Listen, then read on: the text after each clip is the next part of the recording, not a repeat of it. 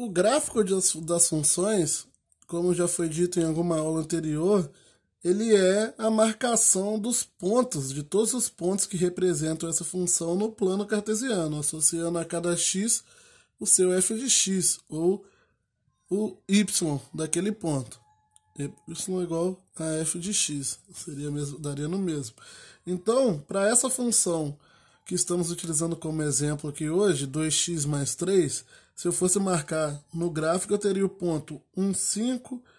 Vamos supor que o 5, vou colocar uma escala diferente aqui em cada gráfico, então, porque senão vai ficar muito longo e não vai caber aqui na folha. Mas vamos supor que o 5 estivesse por aqui, 1, 5. Aqui é o 1 e aqui é o 5. Aí o 2, 7. Aí se o 5 está por aqui, o 7 estaria por aqui. Então 2, 7.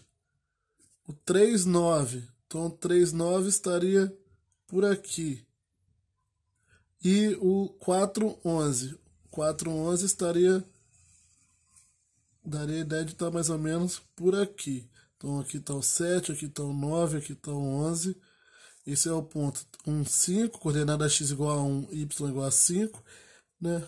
1, 5, 2, 7, 3, 9, 4, 11, 5, 13.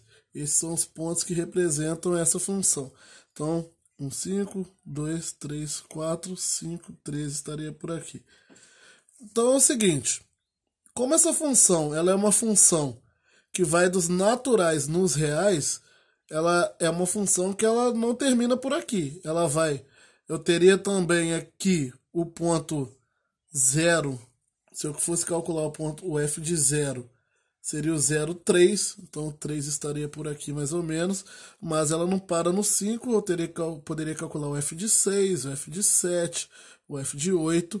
Que dá para observar que serão números que estarão seguindo esse caminho aqui, como se fosse subindo aqui em uma linha reta. Então, essa é a ideia dessa função quando o domínio dela são os números naturais. Mas e se eu tivesse a mesma função, a f n, a mesma função, perdão, em vez de ser n, é f de r em r, só que trocando agora o domínio dela de n para reais, com a mesma lei de formação. O que vai acontecer? F de x igual a 2x mais 3.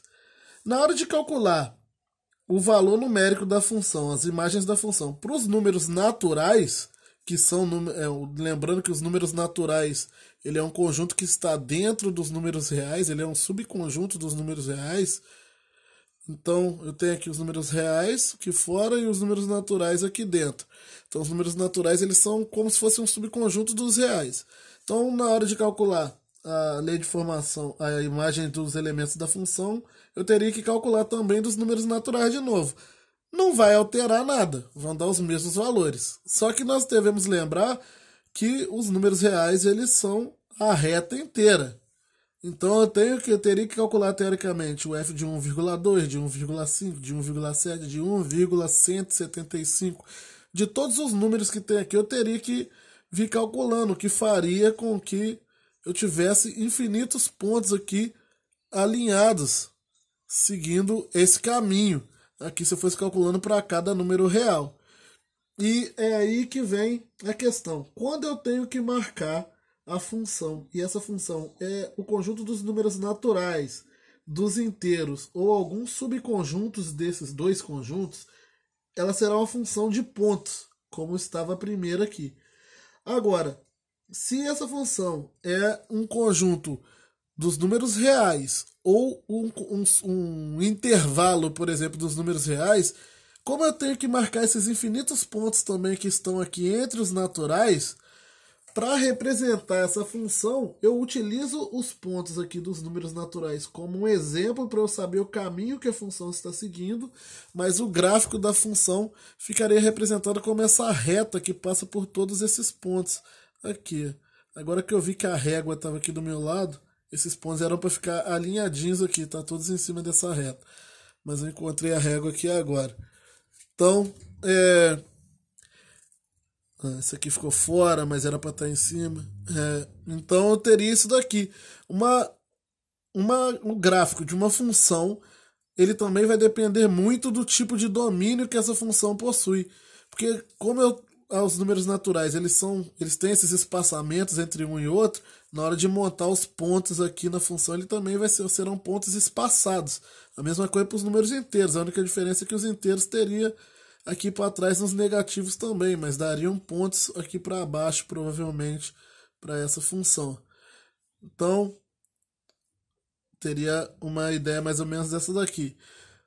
Só que quando eu estou trabalhando com números reais, eu tenho que considerar esses pontos aqui, que são os números naturais e os inteiros, são as imagens dos naturais e dos inteiros, e eu tenho que marcar todo o resto da função seguindo aquele caminho. Eu utilizo os números, geralmente os números naturais e os inteiros, para ver que caminho essa função vai seguir, e depois eu faço a curva que representa essa função. Por que eu digo curva? Porque essa função especificamente tem esse gráfico com o formato de uma reta. E isso acontece porque a lei de formação dela tem essa cara, tem essa característica. Mas existirão outros tipos de lei de formação, vários, para falar a verdade, infinitos tipos diferentes de lei de formação, que vai me gerar figuras diferentes, que vão me gerar figuras diferentes aqui no plano cartesiano. Como, por exemplo, a função de segundo grau, alguns de vocês já devem ter visto, cujo gráfico dela não é uma reta e é uma parábola, que é uma figura mais ou menos assim, uma curva mais ou menos desse tipo. Quando eu vou calculando as imagens aqui dos elementos da função, ela faz esse caminho aqui dessa figura que nós chamamos de parábola. Só que existem outros tipos de curva.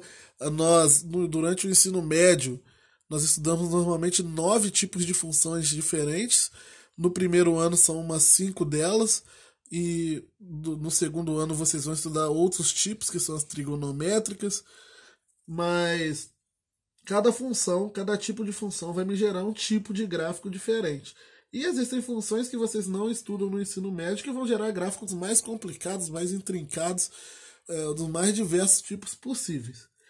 Uma coisa muito importante sobre as funções que eu queria falar, que aparece normalmente, fica mais explícita quando nós estamos trabalhando com os gráficos de função, é esse ponto aqui, onde o desenho do gráfico da função cruza o eixo x. Esse ponto, onde a função cruza o eixo x, nós denominamos esse ponto por raiz da função, que na verdade são os pontos que têm coordenada y igual a zero. Vai ter aqui uma coordenada x qualquer y0, aqui também vai ter uma coordenada x negativa com y igual a zero também. No caso, a f desses pontos vai dar igual a zero. Então, esses pontos são denominados raiz. Se fosse o caso da reta, que são funções que vão estar passando por aqui, ou outras retas que estariam ao contrário, esses pontos aqui onde a reta corta o eixo x, que são as raízes daquela reta. Então, raiz de função ou zeros da função são esses pontos onde o gráfico da função corta o eixo x.